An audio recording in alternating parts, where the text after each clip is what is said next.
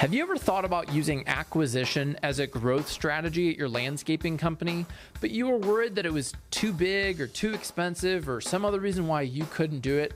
Well, today I interview some landscapers who have acquired a 55,000 square foot stone supply business as a means of diversifying their landscape company and how their mindset around investment has helped them make it possible. You know, as landscapers, you're always investing in your equipment and your people and material. And I love their mindset around how they used acquisition to grow. Plus, they have a marketing director and a technology director. So what does a technology director do at a landscaping company, and what kind of software is this person implementing? Check out today's episode to find out.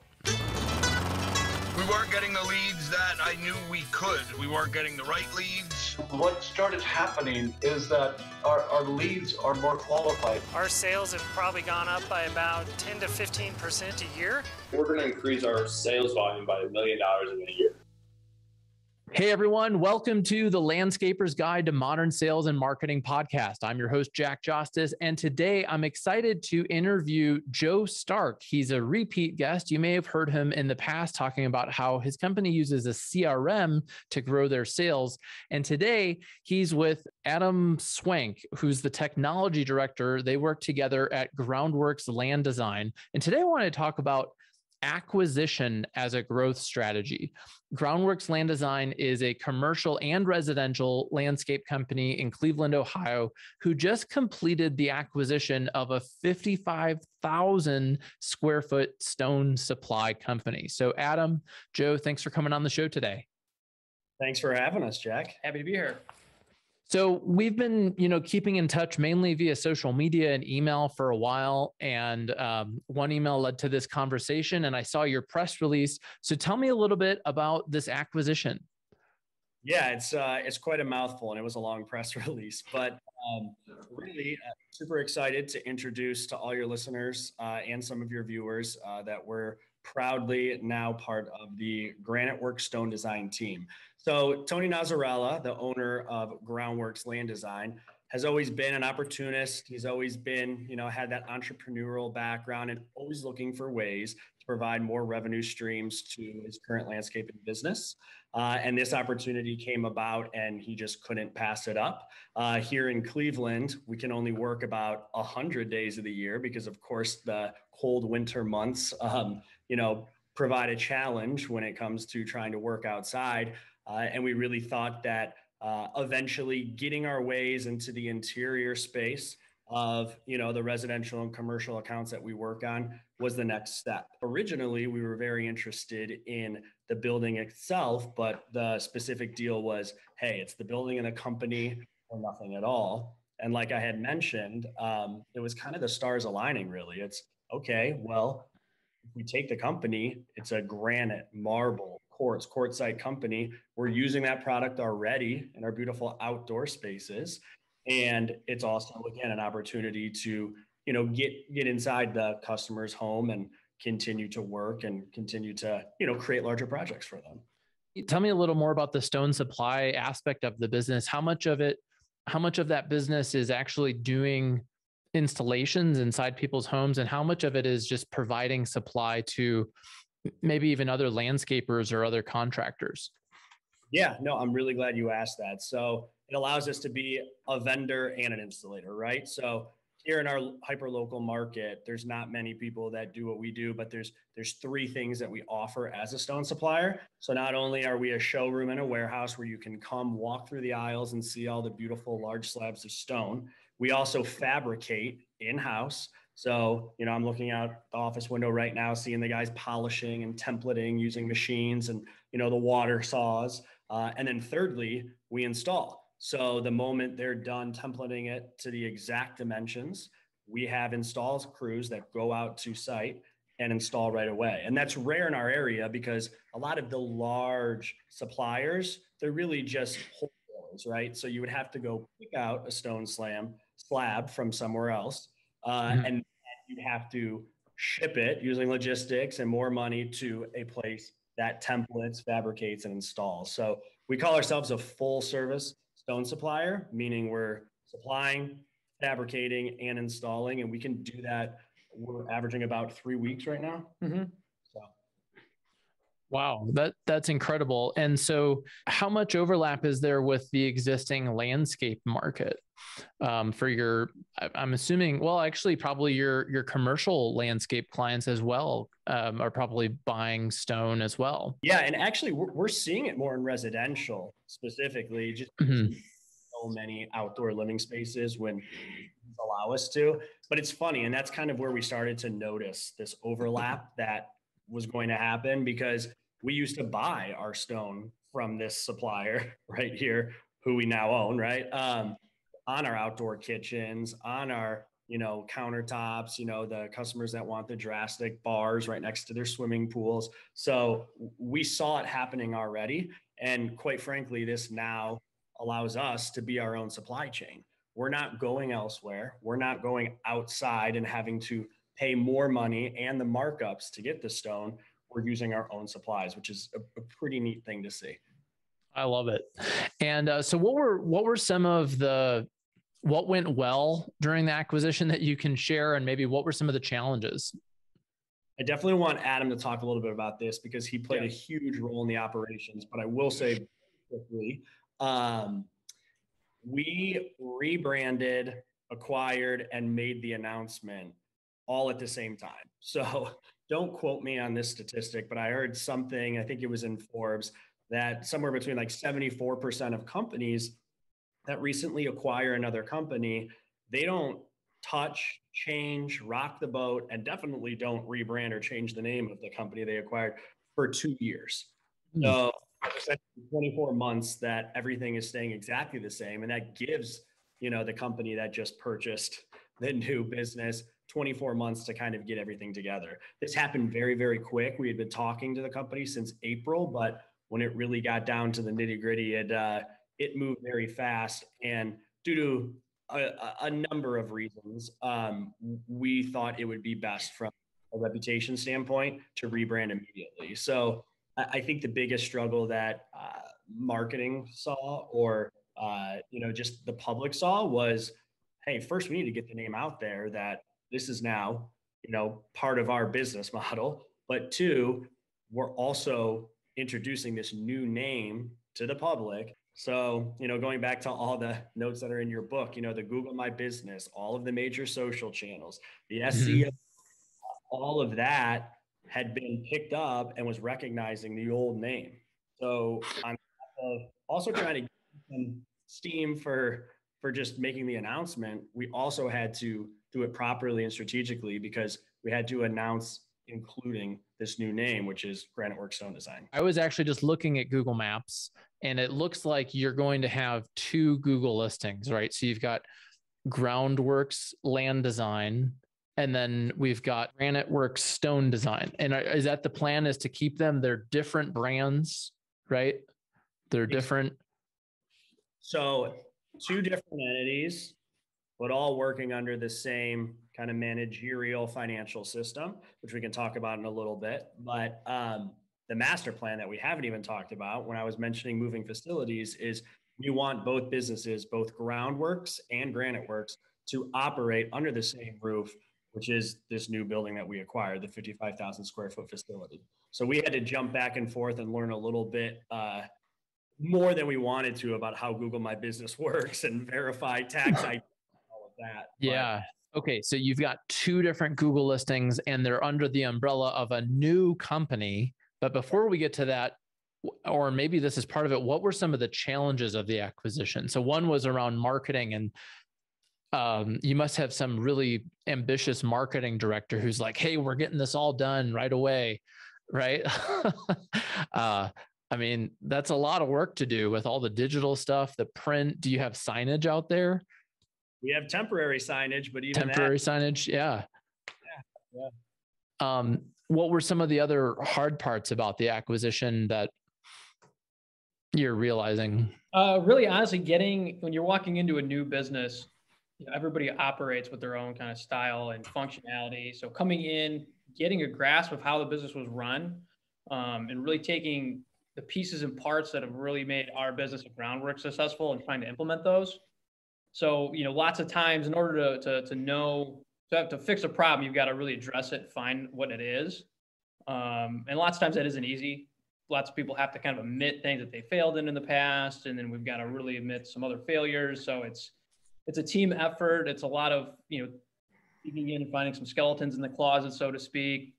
But you get through it. And once you've got that, you've got a much better understanding of the business and then really a path forward to grow it the way that you want. Excellent. And I'm curious, how many employees worked at the stone business, and like, what's going to happen there? It seems like, did they know this was coming, or was it all of a sudden like, hey, everyone, starting today, we're this new company and like, I'm your new boss. Like, how was that? Right. So it sounds like the marketing rollout was fast. How did the internal communication go? Yeah, I mean, we try to be as transparent as possible. And obviously there were many meetings that Tony were a part of, that Adam and I even were a part of, right? I mean, everyone's just trying to keep up and stay in their lane. But we made an effort to communicate with the current staff and the previous staff as much as possible. And since we had been in conversation since April, Tony, the owner of the company, kind of had the luxury to stop by and visit quite a bit, introduce himself, learn, almost, work with the old owner in almost an apprentice way. But to answer your question, there were 11 staff members when we acquired the company, and we retained 9 of them. So it was never in our game plan to come in here and just clean house. Quite honestly, like, the experience that some of these folks have is the most valuable part of the business right now. I think the least amount of time spent here on any of those 9 employees is 6 years. And I think the most is either 12 or 14. But yep. I mean, these people have quite a bit of experience with the stone industry. And again, I mean, we came in and we wanted to better the model that we currently have, right? We had done a lot of market research and just kind of looking at the numbers, looking at the market, and then looking at our amazing reputation that we have and the credibility that we have with Groundworks. It was one of those like fist to forehead moments where it's like, we could be doing a lot better. They could be doing a lot better. So the idea was to just apply our current systems, our current SOPs, and really just accelerate what was already happening. Yeah, and to piggyback off of that, I've been through a couple of acquisitions in the past, and one of the hardest things to go through is getting company buy-in from the organization. Lots of times they have bad tastes in their mouth from being bought out, and who are these guys? But because of the reputation that we have, to Joe's point, they were thrilled. They were excited for the change in ownership, which made your earlier questions one of the better things that I noticed through the acquisition that was really good is their buy-in, their ability to get into the systems that we wanted to implement, and just the excitement. I mean, we have people telling us a week in the acquisition that they've been here 16 years and this was the best day of work they've had. And that's awesome. Awesome. And it changed the whole culture and vibe just by the shift in ownership and having some trust and confidence in the people coming in. And Adam, you're the technology director. I don't know a lot of landscape companies that have a technology director. So can you tell me a little bit, for people who haven't heard of you all, whatever you're comfortable sharing as far as revenue, number of employees, and what does a technology director do at a landscape company? Sure. I mean, it's different. I mean, I think you're seeing a lot more of the technology roles develop and emerge in the landscaping just industry. It's interesting where I believe it was the Commerce Department for the government ran a report a couple of years ago about technology adoption in major industries, and landscaping was second to last only to farming. So needless to say, there's lots of gains that can be made in this space, and operating in the service industry, margins are everything. So being able to leverage technology, reduce those margins, and if it's 5 minutes here, 3 minutes there over the course of a year, these things really add up. And if you really want to get to that point where you want to scale and really grow, and the point of this podcast with the mentions of the acquisitions, you're not really going to be able to move in and acquire people unless you've got a good game plan to implement and really push that to a successful place. So it's a lot of putting in systems that are more than just Band-Aids, making things that are long-term solutions, and really putting things in a scalable process that are easy to adopt. And so what are some of the technologies that you're using over there that maybe Groundworks wasn't using 5 years ago that you're using now that are essential to growth? Sure. One of the things that top of mind is just HubSpot. HubSpot is a great CRM tool. I've used it a lot in my other startups that I worked for.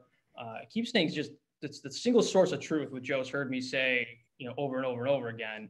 But having, a place of information where you can go to time and time again that you're going to get what you're looking for. You don't have to bounce around between two different systems. It speaks with your email, it speaks with your scheduling. So that's been really big. Client communication just in and out of that tool, it's much, much more advanced than I think what a lot of people are getting in the space. And it's pretty simple to use. On top of that, we've also internally implemented Slack, which is a great way for people just to communicate. Lots of times it's text messages, people walking over to one another's computers. So having Slack, being able to share files that way is pretty, it's been big for a few people particularly. And then moving into like the shared cloud storage. So really implementing in SharePoint and OneDrive, getting people bought into that system and being able to share documents and files and drawings, being able to access things on site just through your phone. So it's really tuning up and creating efficient processes in what we're already doing and just kind of laying over technology on top of it just to make everyone's life a little easier and be able to track that information. And then we can take that and really make some better business decisions down the road. What about landscape specific software? Are there, because those are just general business. I mean, HubSpot, Slack, and OneDrive could be at any company. What about on the landscape, or I'm really curious about stone supply. Do you just have one giant Excel spreadsheet at the stone yard, or how do you manage inventory with a 55,000 square foot facility? Yeah, you hit a nail on the head. It's Excel spreadsheet. Well, we speaking of the landscaping side, when I came on board, two of the things that we implemented were Vectorworks Landmark. I'm not sure if you're familiar with that. It's a landscape design visualization tool, which I think has really changed the way that we're able to deliver our drawings to our clients, and really just trying to move more towards really the BIM model, having that information within those drawings, being able to extract that out and provide that to the clients has really been kind of a robust feature for us. And then we've also brought in something called Audit Pro, which is just a basic app that we use for a checklist and walkthroughs for some of our projects. So if we've got one of our account managers looking through one of our maintenance counts and they see, an issue with, someone left a weed in the bed that they should have pulled, he's able to quickly snap a shot of that, circle it, send it to a guy, create a report. They've got a picture of it, a little notation, and the next time they're out there, they know where to go to get it. And so those are two kind of quick hitters that have really made a big impact on us that we started using. And they're pretty fun tools. So, this idea of acquiring another company, let alone a 55,000 square foot stone yard, it probably seems way too big for a lot of people, right? But maybe it's not. Talk to me a little bit about some of the mindset that maybe our audience could be having around acquiring. What are maybe some of the fears that you all had, or that you're aware people have around acquisitions, and how do you overcome them? So, I think, with acquisitions, I mean, it's a big investment, right? And that's really ultimately how you have to look at it. If you look at it as a gamble, it's not going to work. But picking and choosing the acquisitions, making sure that you have the synergies with your business, then everything is not necessarily going to work out. But if you do the planning, the market research, like we were talking about, making sure that the space and the opportunity for growth is there, and as long as you trust your process, it should work out. But you can't go and make stupid business decisions, and you can't have people in place that aren't going to get you where you need to go. But it's not an easy thing to do. It's not something that you can just go in and go willy-nilly with. It takes a lot of research, a lot of understanding, a lot of market research, particularly. But if you have your ducks in a row, if you feel confident in the business, if you see the opportunity there and there's the growth, you really just need to go for it. Because if you don't do it, somebody else will. And Shoulda, woulda, coulda. Yeah, I mean, it's just having the confidence and making sure that you've got the information that you need to make those decisions. And I have a couple adds to that as well. I feel like the term acquisition is intimidating, and it can be, but at the end of the day, in our industry, we know that we're making investments every year. You have to make an investment on a new machine. You have to make investments in workers, because when you invest, that's how you ultimately make more. And at the end of the day, an acquisition is just another investment. It can have any price tag you want on it, but if you treat it just like another investment, you're going to hopefully reap those benefits. Yeah, I like that, reframing it as an investment for sure. What was it that was the main reason you decided to do this? I know that there's, part of it was you were saying you were outgrowing your current space. So one of it is now you actually have 55,000 square feet of real estate. I think it's only a few miles from your other headquarters, right? Like 5 miles or something. Maybe 3. Maybe 3, right? So it's right down the street. So that's convenient. What was the number one reason that ultimately was like, yeah, this is the reason we're doing this? So I think something we haven't touched on yet, which I'm shocked we haven't, is we're here diversifying. We're diversifying our portfolio. We're able to speak to new supply chains, new vendors, new clients, and we're just uncovering an entire new world that we were limited to through landscaping. So I think a note to touch on is, again, we're diversifying, and we're really, at the end of the day, able to offer more to our current client, but new doors are opening to create new clients as well. And at the end of the day, I mean, we're doing this because we want to make more money. Something we talk about a lot in our management meetings and our strategy meetings is, we have the Lawn and Landscape magazine and the LM magazine, top 100 or top 150 on our desks, on our walls, in emails, and Tony repeatedly says, we're going to be a top 150. We're going to be a top 150. And anytime we kind of hit these milestones, or anytime we have a really good year, it's always in that attitude of we're one step closer to being a 150 company. And again, an investment or an acquisition can immediately help that revenue stream, help that bottom line, and, for sake of conversation, get us closer to that top 150. How will you celebrate when you're in the top 150? Buy another business. You're gonna buy another business. Just keep going.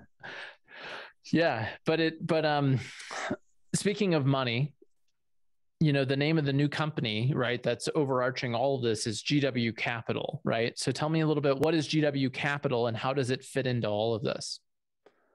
Sure. So GW Capital is essentially a management and financial company, and it's almost serves as, the overarching umbrella company or the operating company to these two businesses, which are Groundworks and Granite Works. When we were starting to plan this out, again, from the marketing and branding side of things, we wanted to be smart, strategic, and not confuse too many people, because, it wasn't really Groundworks buying Granite Works or vice versa, right?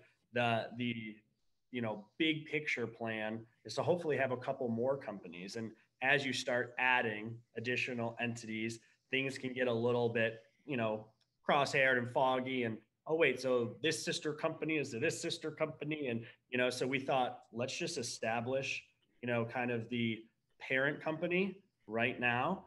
And then as we continue to hopefully acquire, or as we continue to just operate as these two entities that we have, at least we know there's kind of a parent organization that's overseeing it, helping fund it, and so on and so forth. I think it's just exciting that we're going to be able to be as agile as we are. So being able to move quickly and operate with both businesses, it's fun, and it's going to make our ability to scale things that much easier. Well, good. Well, I think, just kind of wrap up here. I think one of the things that I'm observing in the green industry right now is more investment in marketing and in technology, and the way that you were talking about it earlier as a way of getting leverage or, helping your staff do what they need to do in a faster, more organized, more profitable way is something that I think you're doing well. And it's something that I'm seeing in a lot of successful companies that have a marketing director or a technology director. And so thanks for coming on the show and just sharing some of what you're up to. Before we wrap up, do you have any questions for me? Ooh, the famous question. Well, I actually wanted to, at least congratulate you. We missed GIE this year because of everything that was taking place, but congrats on the second book, and thanks for sending one my way. I read your first one in I think a week, but it looked like that book launch was a really fun time, and Louisville is one of my favorite cities, and it looked like you did it right. So congrats. Thank you. Yeah, it was a lot of fun. We had the stump game. We had people playing the tree stump game, and I'm glad you enjoyed the first book. This next one, the new one, is super specific to the green industry. So my first book, I was thinking back, was about, I mentioned tire shops and Chinese restaurants, and it was all kinds of local businesses. I actually completely rewrote this one from scratch. It's the Tree of Good Fortune, the Landscaper's Guide to Modern Sales and Marketing. So I hope you enjoy it. And folks listening, you can grab one at treeofgoodfortune.com. And I have a section in there about how to have a marketing coordinator. And actually, the marketing coordinator I interviewed is now the marketing manager at that company. So again, I think there's a lot of things that the green industry, it's so amazing how much it's changed in I've been going to Louisville for, I think this would be my 5th year. Last year it didn't happen, right? So I guess this was my 4th expo, and man, the industry has changed a lot in 4 years in terms of technology, software, sales, marketing, systems. So it's really interesting, and it's always great to connect with people like you guys. Thanks so much for checking out today's episode. If you got value, click the like button, hit the bell icon, and subscribe so you get notified of every video that we publish, because you got to watch all of them. Yeah, you do. See you next time.